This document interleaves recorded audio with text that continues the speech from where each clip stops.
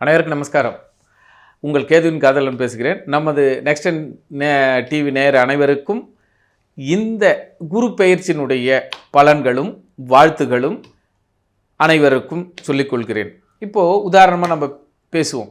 எல்லாருக்கும் ஒரு ஆவல், குரு பெயர்ச்சி, ஆம் ஒரு நல்லது நடந்து விடாதா என்ற ஏக்கம், நம் குடும்பத்தில் திருமண விழாக்கள் நடந்து விடாதா என்ற மற்றொரு ஏக்கம்.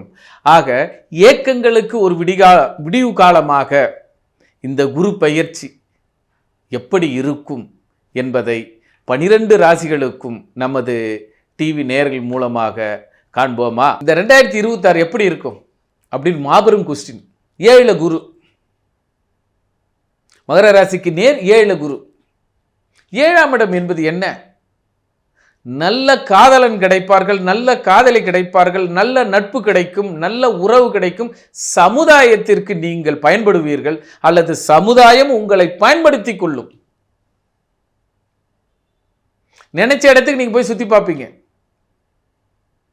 தொழில் ரீதியா, வீடு ரீதியா, குடும்பத்தோடு சுற்றுலா செல்வீர்கள், தொழிலோடு சுற்றுலா செல்வீர்கள்.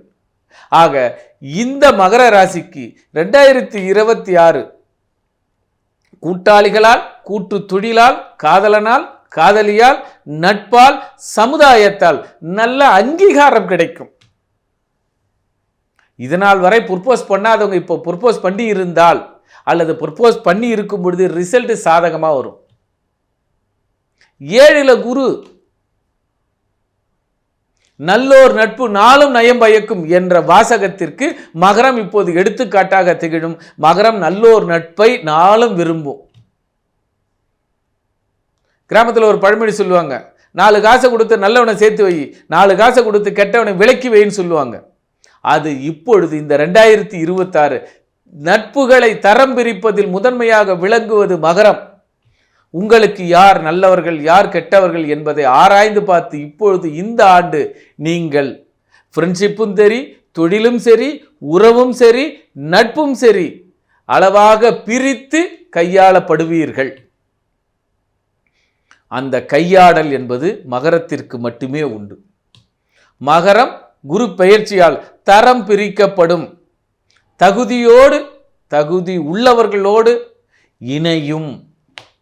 நல்ல நட்பை மட்டும் தேடிக்கொள்ளும். நல்ல நட்போடு மட்டும் இருக்கும். நல்ல நட்புக்கு, நல்ல பண்புக்கு, நல்ல தர்மத்திற்கு, நல்ல மோட்சத்திற்கு முன்னுரிமை கொடுத்து அவர்களோடு பயணிக்கும். ஆக மகரம்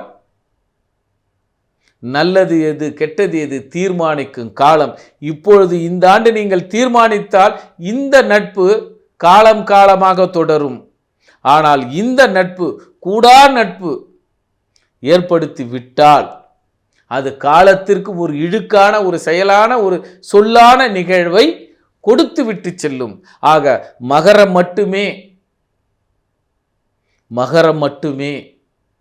மிக கவனமுடன் இந்த குரு பெயர்ச்சியை கையாள வேண்டும். சேரிடம் அறிந்து சேர வேண்டும். பீஷ்மர் சொல்வார், விதுரர் சொல்வார், திரௌபதி சிரிப்பா அம்பு படுக்கையில் படுக்கும் பொழுது சொல்லுவார், உபதேசம் சொல்லுவார்.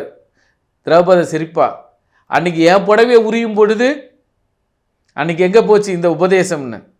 அப்பொழுது விதுரர் சொல்லுவார், பீஷ்மரும் சொல்லுவார். 2 பேருமே ராமாயண மகாபாரதத்தில் உபதேசம் செய்தவர்கள். யாரோடு சேருமோ அவரோடு புத்தி தான் நமக்கு வரும். அந்த நாள் சேரிடம் அறிந்து சேர்ந்து விட்டால் ஞானம் கிடைக்கும்.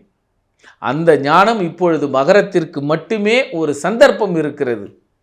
நட்புகளை பிரித்தாளுங்கள், உங்களுடைய வாழ்க்கையை மேம்பாடு அடையுங்கள். குரு பெயர்ச்சி உங்களுக்கு சீரும் சிறப்புமாக இருக்கும். நன்றி, நமஸ்காரம்.